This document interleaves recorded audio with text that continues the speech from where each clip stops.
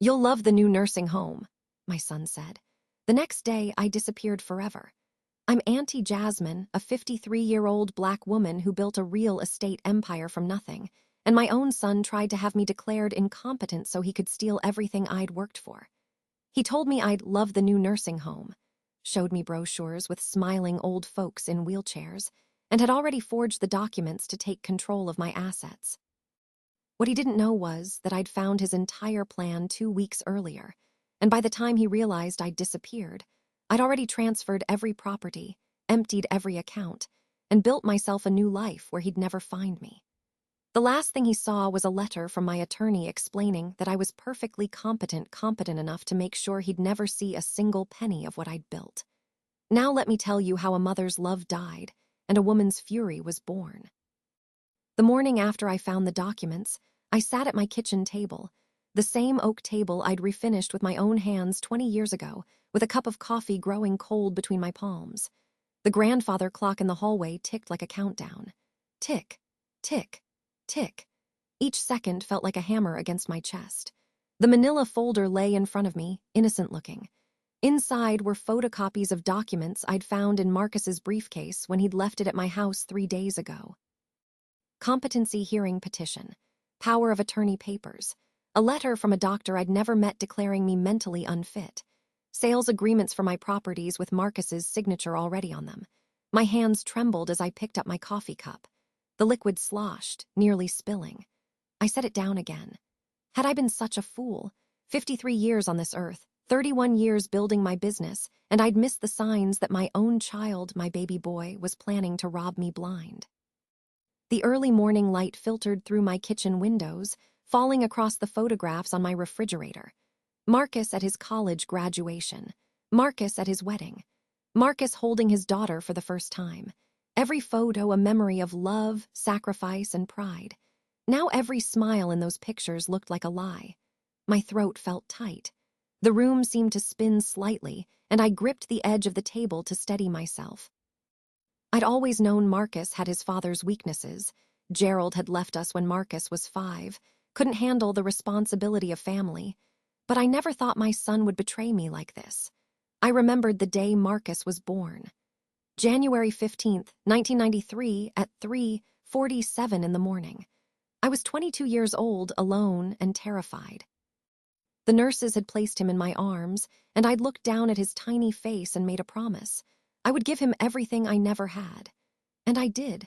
I remembered working 3 jobs to keep us fed. Cleaning offices at night, answering phones during the day, doing hair on weekends. My feet would ache so bad I'd cry when I finally got home, but Marcus never went to bed hungry. Not once. I remembered saving every penny to buy our first house, a rundown 2-bedroom in a rough neighborhood, but it was ours. I taught myself about real estate investing by reading library books after Marcus went to sleep. That first house was the seed that grew into everything. I remembered Marcus's 8th birthday when I surprised him with a bike. His face had lit up like Christmas morning. "You're the best mama in the world," he'd said, throwing his arms around my neck. I'd held him tight, breathing in the scent of the cocoa butter I used on his hair, thinking I'd do anything for this child. I remembered putting him through college, every tuition payment, every textbook, every late-night phone call when he was stressed about exams. I'd been there, always there. I remembered his wedding to Nicole 5 years ago. I'd paid for half of it, even though Nicole's parents had money. Marcus had hugged me at the reception and whispered, "Thank you, Mama. I love you so much." Had he been lying even then? Had he looked at me on his wedding day and seen not his mother but a bank account to drain? The thought made bile rise in my throat. I stood up from the table, my legs unsteady, and walked to the window. My neighborhood was waking up. Mrs. Patterson across the street was getting her newspaper. The Henderson kids were waiting for the school bus. Everything looked normal, peaceful, ordinary, but my world had shattered. How did we get here? How did the baby I'd nursed, the boy I'd raised, the man I'd sacrificed everything for, how did he become someone who could do this to me? The first sign had been subtle. About 6 months ago, Marcus started visiting more often. At first, I was thrilled. My son was busy, he worked in finance, had his own family, so I cherished every visit. "Just wanted to check on you, Mama," he'd say, settling into my living room couch with that smile I'd loved since he was a baby. But then the questions started, casual at first. How are you feeling? You seem tired. Are you having any trouble remembering things? You sure you locked the door last night? I found it unlocked when I got here. I'd laughed it off. Boy, I'm 53, not 93, I'm fine. But the questions kept coming, growing more pointed. And he started bringing Nicole more often.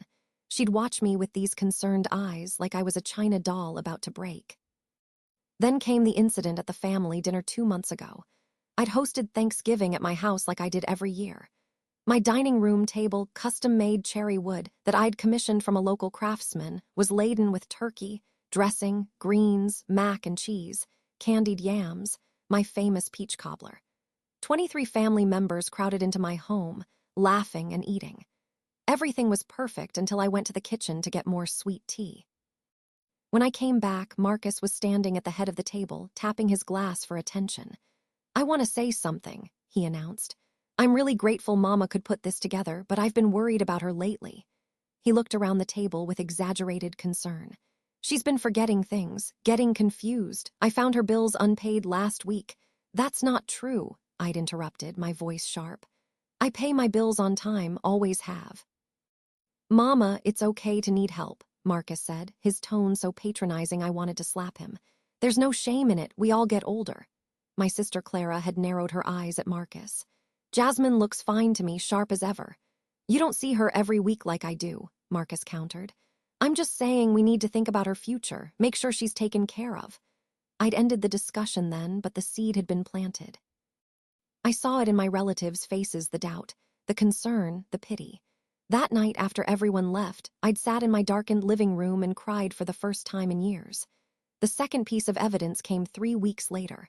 I'd gone to my bank to deposit some checks from my rental properties. The teller, a young woman named Keisha who'd worked there for 5 years, smiled at me. "Mrs. Johnson, I'm not supposed to say anything, but..." She glanced around and lowered her voice. "Your son was here last week asking questions about your accounts, wanted to know about setting up joint access. We told him you'd have to authorize that." My blood ran cold. "Did he say why?" "Something about wanting to help manage your finances, said you were having trouble keeping track of things." Keisha's expression was troubled. "I just thought you should know. It seemed, I don't know, off." I'd thanked her, keeping my face calm, but inside I was screaming. That evening, I'd called Marcus. "Baby, I heard you stopped by my bank." A pause, then, "Oh yeah, I was just asking some questions, Mama, for your own good." "For my own good?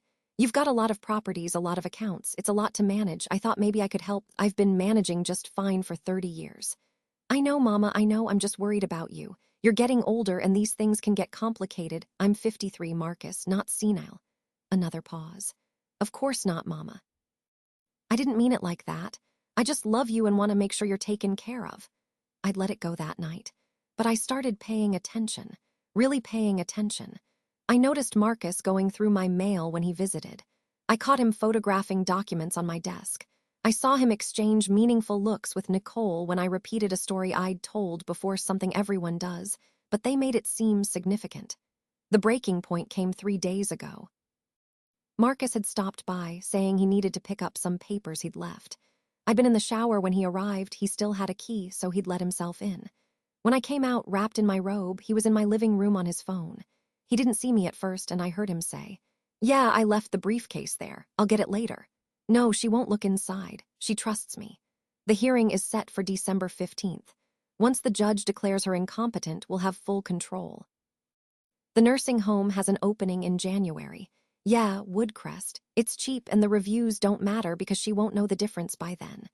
The world stopped spinning. My son, my baby boy, was talking about having me declared incompetent and putting me in some bargain basement nursing home. I must have made a sound because Marcus spun around. "Mama, I didn't know you were there." "Who are you talking to?" My voice sounded strange to my own ears. "Just Nicole. Work stuff." He smiled, but it didn't reach his eyes. "Hey, I left my briefcase here last week. You seen it?" I had. It was in my hall closet where he'd set it, but something told me not to give it to him yet.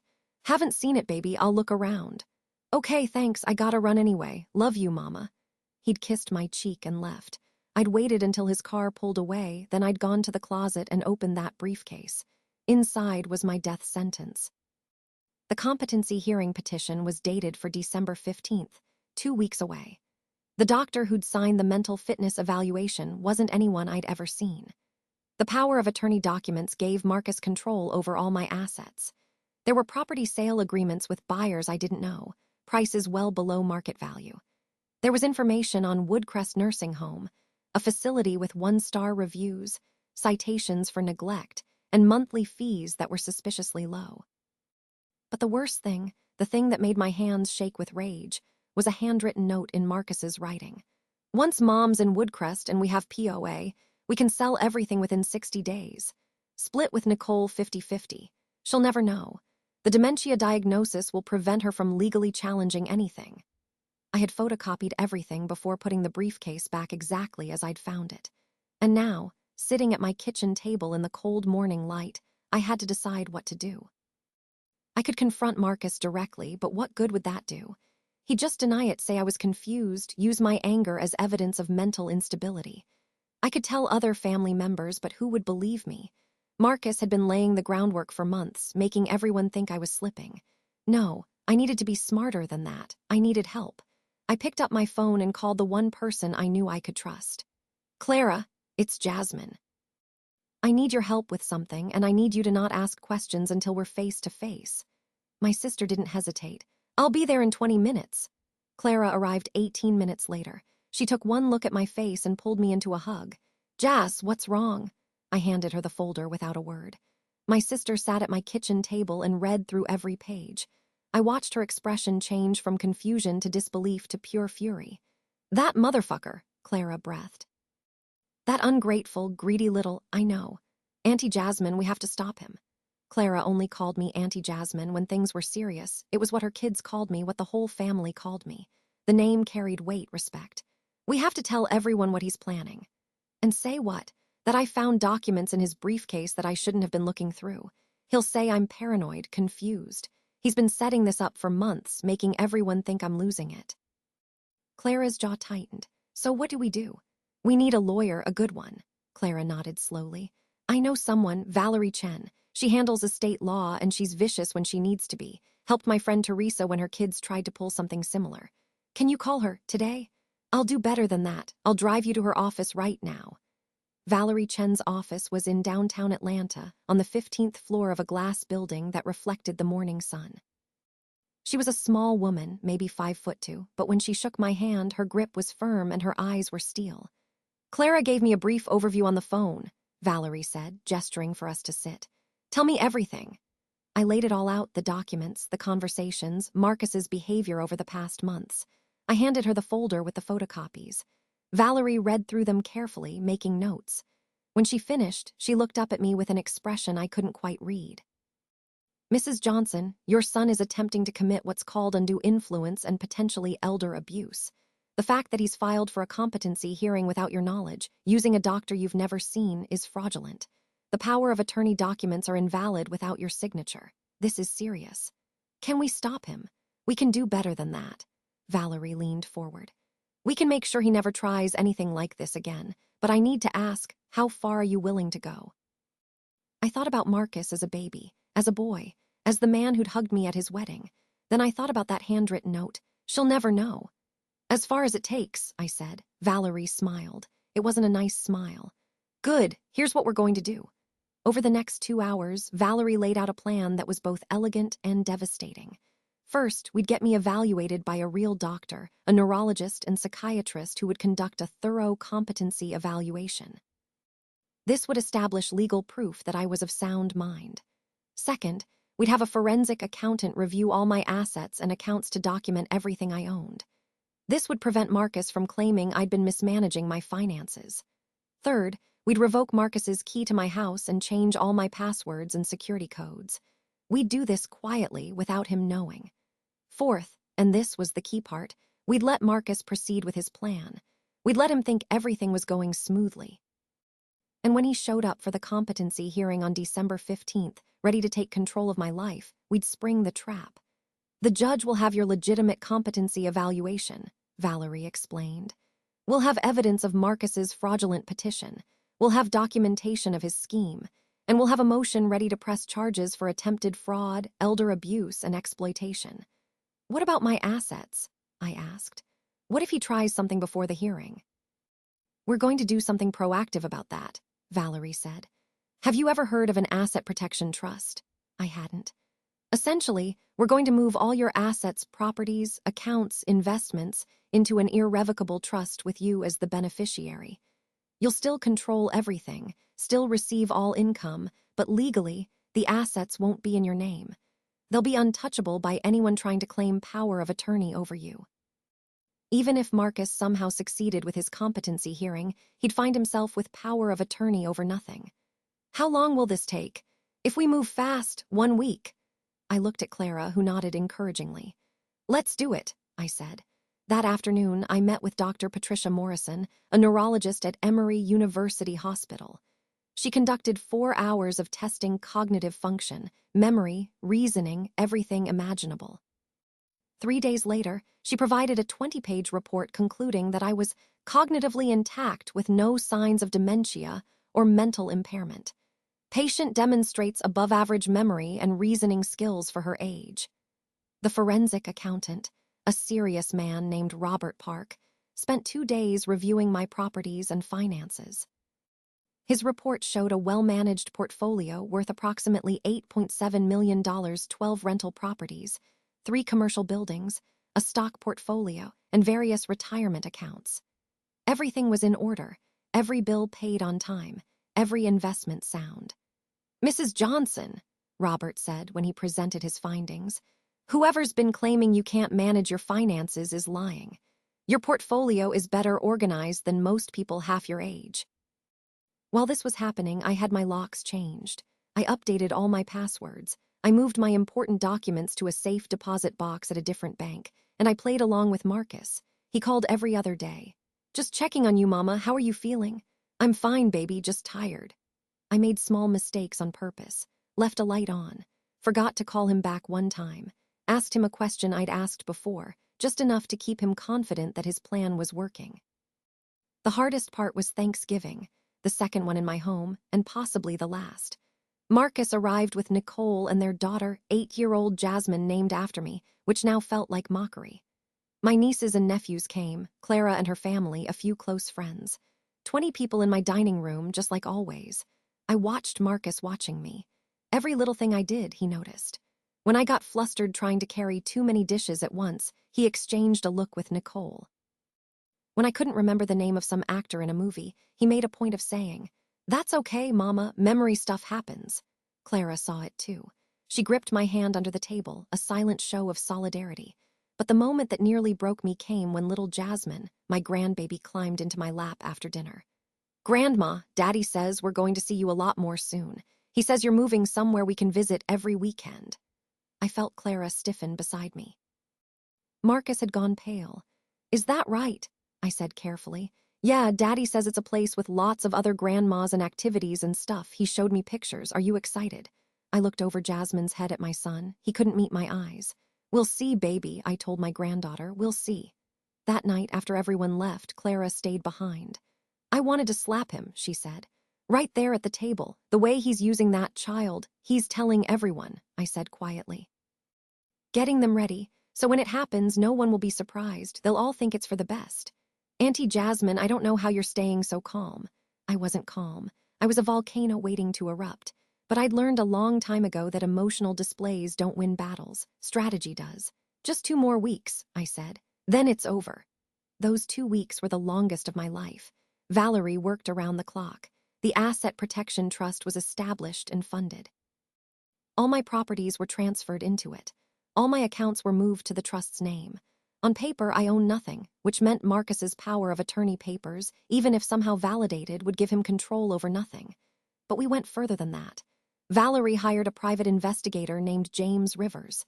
He was a retired police detective, black man in his 60s with knowing eyes. "Your attorney says you need the truth about your son," he said at our first meeting. "Everything." "I need to know everything." James was thorough. He followed Marcus for a week. He checked public records. He talked to people who knew him. And what he uncovered made me sick. Marcus was in debt. Serious debt. He and Nicole had bought a house they couldn't afford, leased luxury cars they were paying too much for, taken expensive vacations on credit cards. They owed $340,000 and the bills were catching up, but it was worse than financial trouble. James discovered that Marcus had already done this before to Nicole's grandmother. 2 years ago, Nicole's grandmother had been moved to a nursing home. The family said she had Alzheimer's. Within 6 months of her placement, her house was sold, her accounts emptied, and she died. Nicole inherited everything as the primary beneficiary. The grandmother's friends told me she was sharp as a tack until suddenly she wasn't, James said. They suspected something was wrong, but by the time they could do anything, she was gone. They killed her, I whispered. I can't prove that, but I can prove they stole from her. I've got documentation showing Nicole and Marcus controlled her accounts for those final 6 months. They drained $400,000. Why wasn't there an investigation? There was, but the grandmother was declared incompetent by a doctor who, James checked his notes, Dr. Raymond Foster. Same doctor who signed your evaluation. The room spun. He's done this before, I said. This doctor, he helps people steal from their elderly relatives. Looks that way. I found 3 other cases connected to him. All elderly women declared incompetent. All moved to cheap nursing homes. All died within a year. All had their assets stripped by family members. I thought I might vomit. Marcus wasn't just trying to steal from me.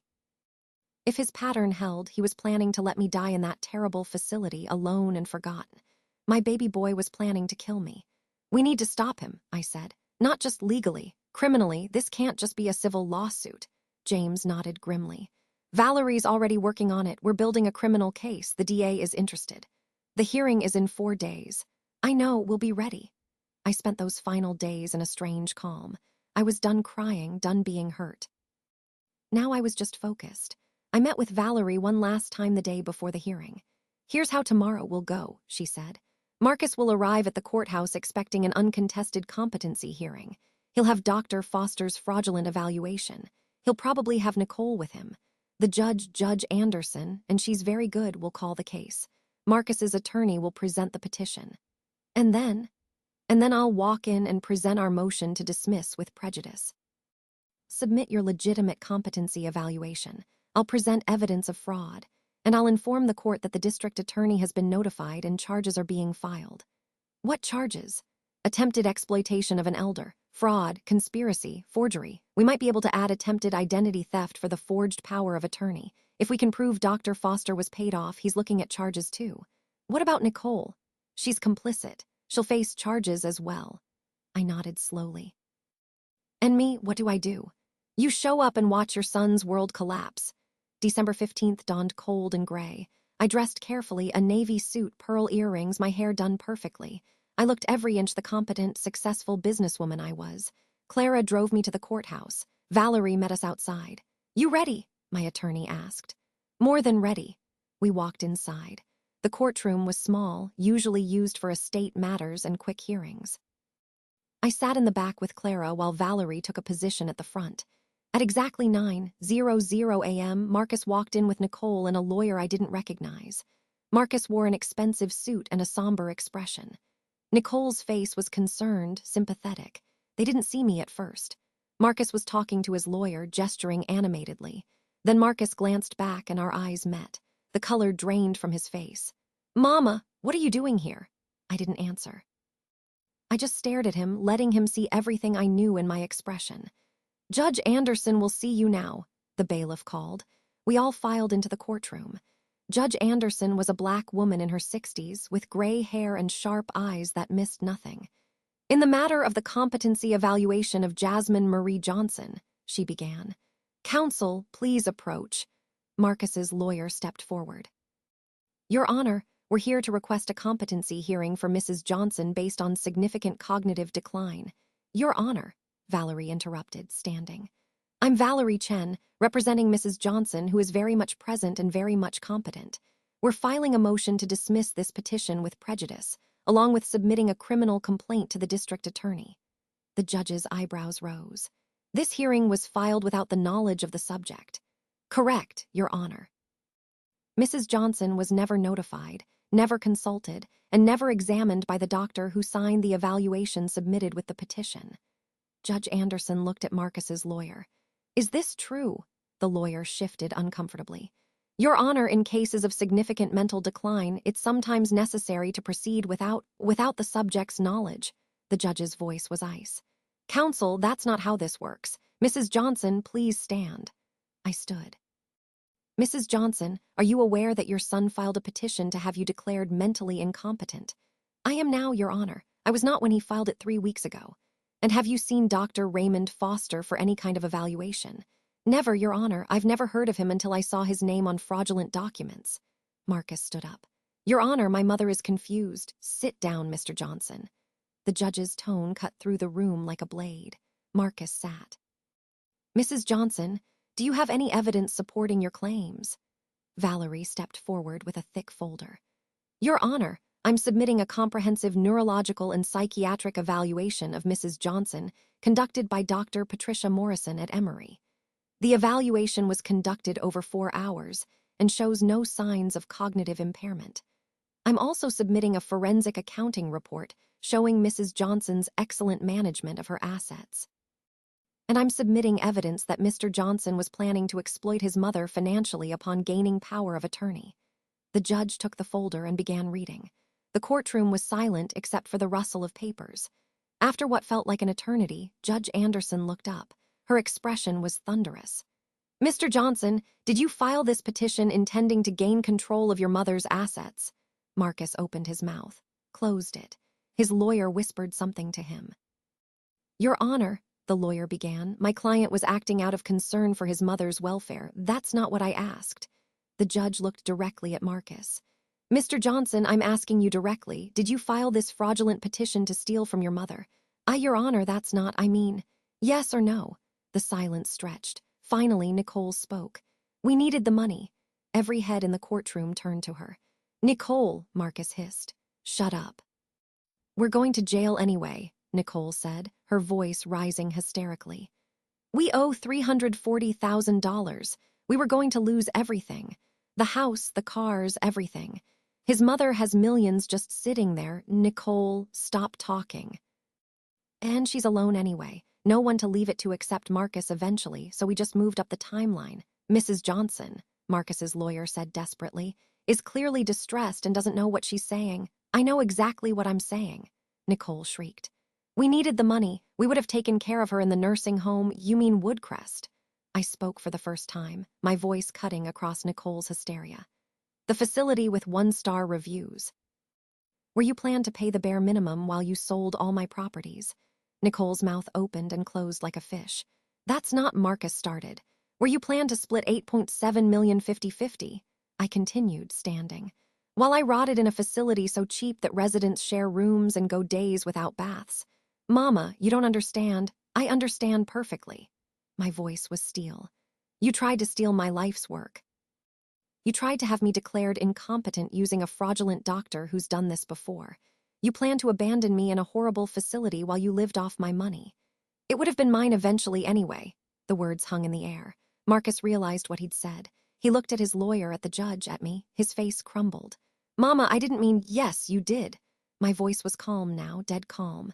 You meant every word. Judge Anderson slammed her gavel. I've heard enough. The petition for competency hearing is dismissed with prejudice. Mr. Johnson, I'm issuing a restraining order preventing you from contacting your mother or coming within 500 feet of her property. Mrs. Chen, you mentioned the district attorney. Valerie stood.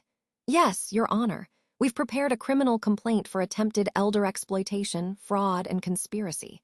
The DA's office has indicated they'll be filing charges. See that they do. Judge Anderson looked at Marcus and Nicole with disgust. You two should be ashamed of yourselves, using the legal system to try to rob an elderly woman. I'm 53, I interjected. Not elderly. The judge's expression softened slightly. My apologies, Mrs. Johnson, to rob a woman who trusted you, who raised you. She looked at Marcus. Did you ever love your mother, Mr. Johnson? Marcus's face was wet with tears. Of course I did, I do. Mama, please, not enough to choose me over money, I said. Not enough to protect me instead of exploit me. We're done here, Judge Anderson said. Bailiff, please escort Mr. and Mrs. Johnson out and somebody call the DA. As Marcus was led away, he kept looking back at me, his face a mask of pleading and desperation. Mama, please, I'm sorry, I made a mistake. Mama. I turned away. The last thing I heard was him crying, "Auntie Jasmine, please, I'm your son." But I kept walking. The charges were filed that afternoon. Marcus and Nicole were arrested the following morning at their home. Dr. Raymond Foster was arrested the same day. The DA had been building a case against him for months. Our evidence was the final piece they needed. The media picked up the story. Local woman escapes son's plot to steal millions. The headlines made me sick, but they also made me grateful. Other families came forward with similar stories. Dr. Foster had helped at least 7 families exploit their elderly relatives. 3 of those victims were already dead. Marcus and Nicole's trial was set for 6 months later. Their lawyer tried to work out a plea deal, but I made it clear through Valerie. I wanted the maximum penalty. The forensic accountant discovered that Marcus and Nicole had already stolen $50,000 from Nicole's dead grandmother's estate. Combined with the attempted exploitation of me, they were facing serious prison time. In March, they both pleaded guilty. Marcus got 7 years, Nicole got 5, Dr. Foster got 15. I was in the courtroom when the sentence was handed down. Marcus looked at me one last time, his eyes full of tears and remorse.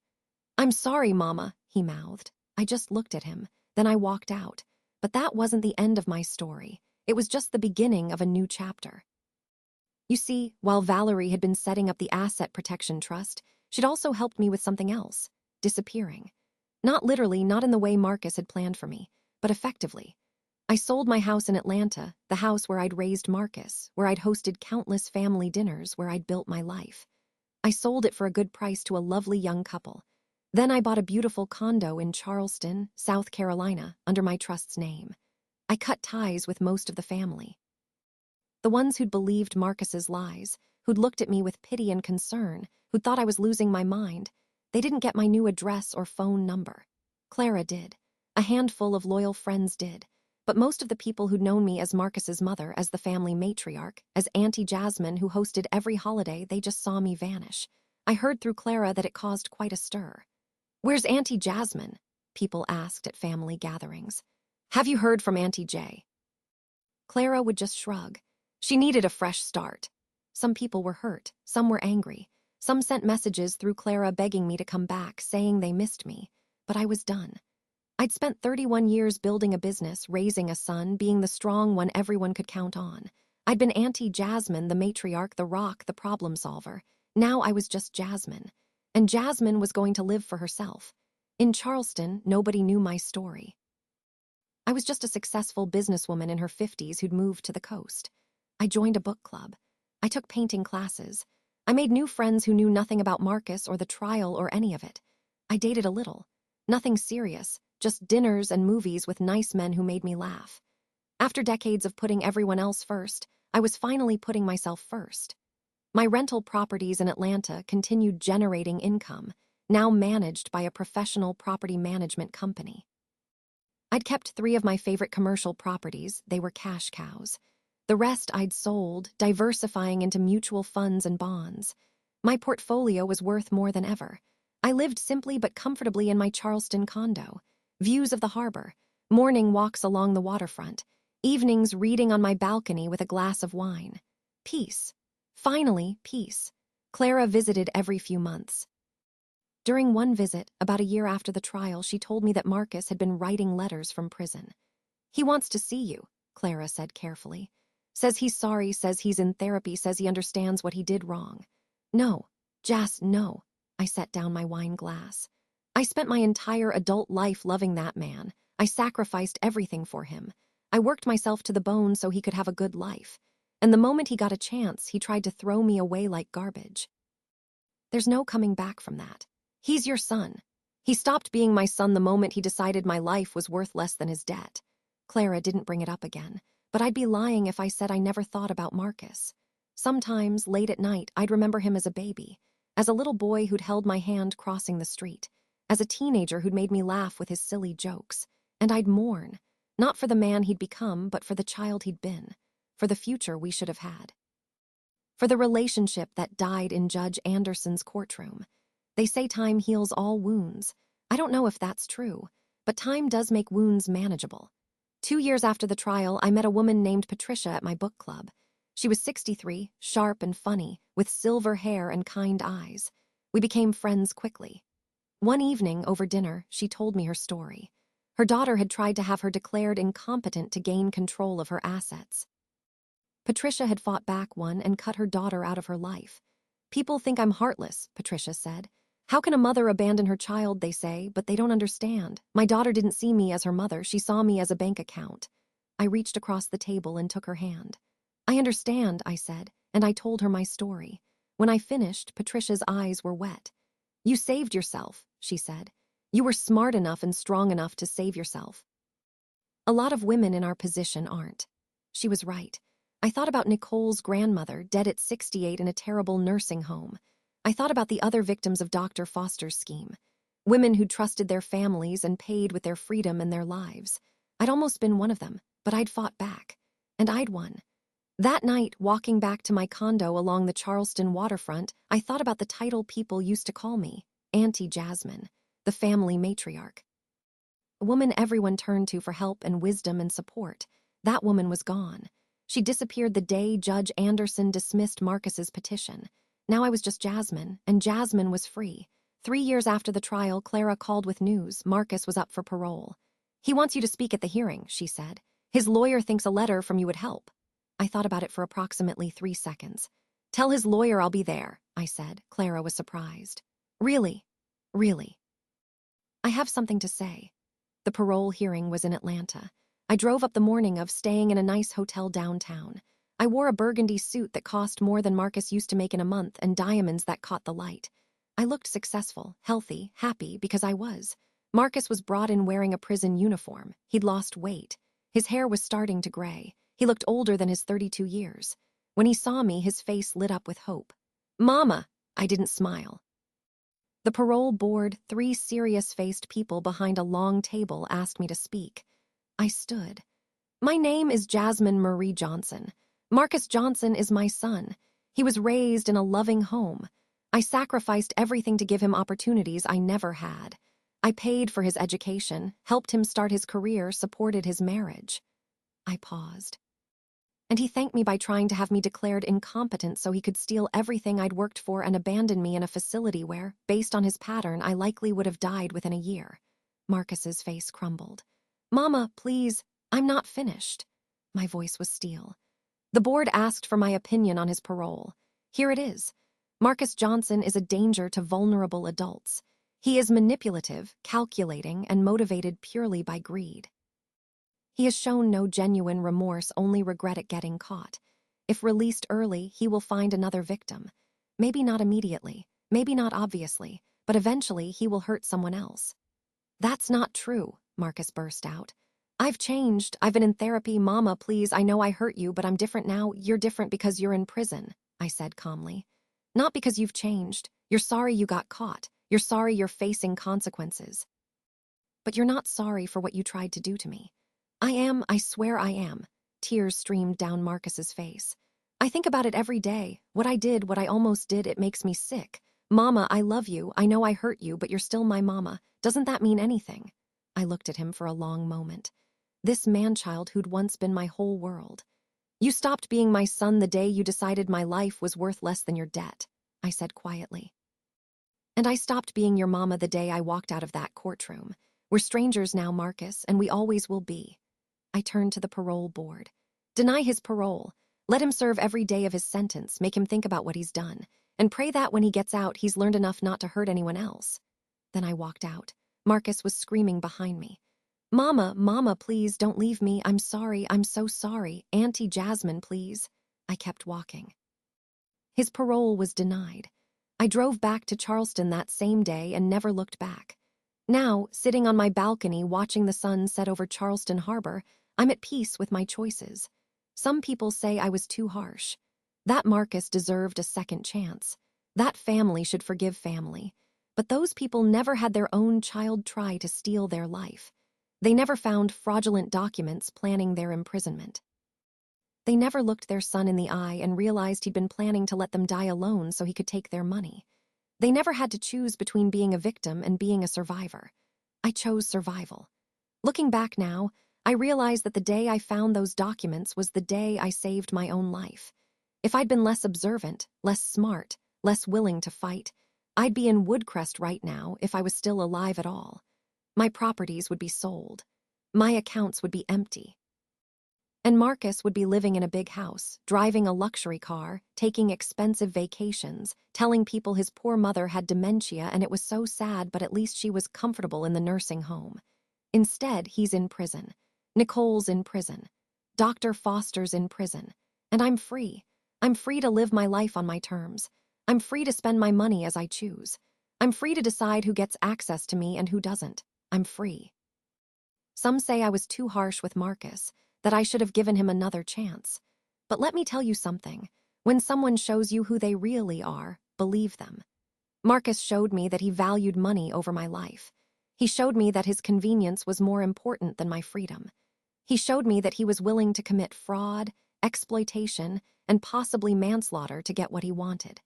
That's not someone who deserves a second chance to hurt me. That's someone I needed to eliminate from my life completely. The women's empowerment group I've joined here in Charleston, beautiful, strong sisters who have survived their own betrayals. They understand. They don't think I'm harsh. They think I'm smart. You did what you had to do to survive, Patricia told me once. Never apologize for that. And I won't. People need to understand. Protecting yourself doesn't make you cruel. Setting boundaries doesn't make you harsh. And cutting toxic people out of your life, even if their family, doesn't make you wrong. It makes you wise. I built my empire from nothing. I raised a child alone. I survived poverty, discrimination, and countless obstacles. I'm not going to let anyone, not even my own son, take that from me. Clara asked me recently if I ever regret having Marcus. I thought about it honestly. No, I said. I regret what he became. But I don't regret the years I spent loving him when he was worth loving. I don't regret the sacrifices I made when he was a child who needed me. Those years were real, even if the man he became betrayed them. Do you think you'll ever forgive him? Forgiveness would mean letting him back into my life in some way, and that's never going to happen. He made his choice. Now he has to live with it. That's fair, Clara said. It is fair, and it's final. My granddaughter, Jasmine, little Jasmine, who's almost 12 now, Clara tells me she asks about me sometimes. Where's Great Auntie Jasmine? She asks.